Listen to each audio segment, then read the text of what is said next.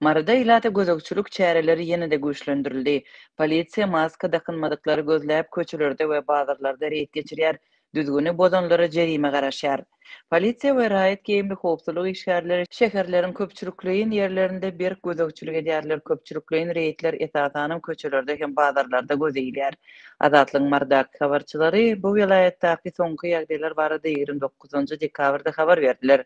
Olaryň söýlerine görä köpçülik ýerlerinde maskalaryň dakylmagyna gözegçiligiň güýçlendirilmegi 2 günden bäri dowam edýär. Bazarlarda polisiýa işgärleriniň sany köplenç alyjylaryň sanynyň köp bolýar.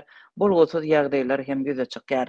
Sebtiň türlü künjeklerinden polisiýa işgärleri bayramaly we Murgaby etraplarynyň bazarlaryna ýygnanan ýaly boldy. Polisiýa we raýat geyimli howpsuzlyk işgärleri alyjylardan eski köp bolup görünýär. Olar hemme ýerde bolup alyjylary ýakyndan synlaýarlar diýip habarçy gurrun berýär. Azatlygyň habarçysynyň şaýat bolan wakalarynyň birinde müşteri süzme satyn almazdan ozal ony dadyp görmek isläpdir. Zenan maskasyny gapdaly tüýşürip ýetişmeýänke polisiýa işgärleri destine onuň ýanyna baryp, ony golaýdaky awtobusa alyp gidipdir. Soňra bu alyja jerime salynyp boşadylandygy belli boldy. Tutulan müşteri polisiýanyň maska rejimini berjä etmeýänligi üçin ondan 50 manat talap edenligini aýtdy. Onuň sözlerine görä, ol munyň ýaly puluň özünde ýokdugyny düşündiren soň polisiýa işgärleri ony 10 manada boşatmaga razy bolupdyr.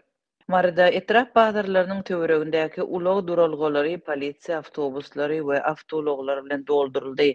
Murgapdaky mal bazarynda satyjylary we alyjylary maskasyz işçiň ýagdaýda anyklaýan raýat eşikli howpsuzlyk işgärleri köp.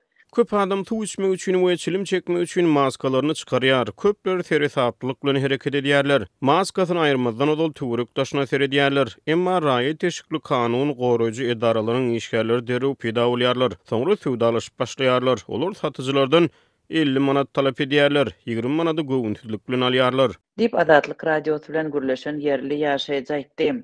Häzirki wagtda Marinyň polisiýasy awtolog sürüjüleriň hem maskany kadaly dakynmagyna göz ýetirmäge işçiň tynanşýar. Polisiýa işgärleri maskalardan başga da awtologda ilkinji kömek gapyrjagynyň ýangyn söndürüjiniň bardygyny barlaýarlar. Çyralaryň we beleki detallaryň guratlygyny gözden geçirýärler. Şeýle-de sürüjüleri aşy tez sürmekde günäkärleýärler we jerime salýarlar. Habarçynyň sözlerine görä eslendik bahana bilen sürüjülerden ortaça 10-20 manat pul talap edilýär. Hiç kile kwitansiýa berilmeýär.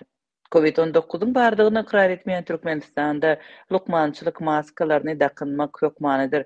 Jemgyýetçilik ýerlerinde maska dakynmak talaby 2020-nji ýylyň iýulynda bütün dünýä Saglyk Guramasynyň koronavirus boýunça missiýasynyň saparyndan soň girdilipdi. Daşary ýurt bilermenleri şonda Türkmenistana ýurtda koronavirus bar ýaly hereket etmegi maslahat beripdi.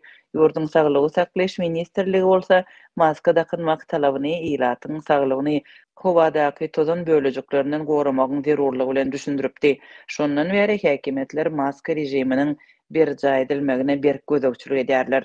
Türkmenistanyň ýolbaşçylary ýurtda koronavirus keteliniň hökümet işgärleriniň, medeni işgärleriň we daşary ýurtly diplomatlaryň arasynda tapylandygyna garamazdan COVID-19-yň ýaýramagyny we onuň netijelerini boyun almaýarlar. Azatlyk radiosynyň habarly çeşmesiniň maglumatlaryna görä Türkmenistanda pandemiýa başlaly bäri koronavirusdan 25 miňden gowrak adam ýogalypdyr.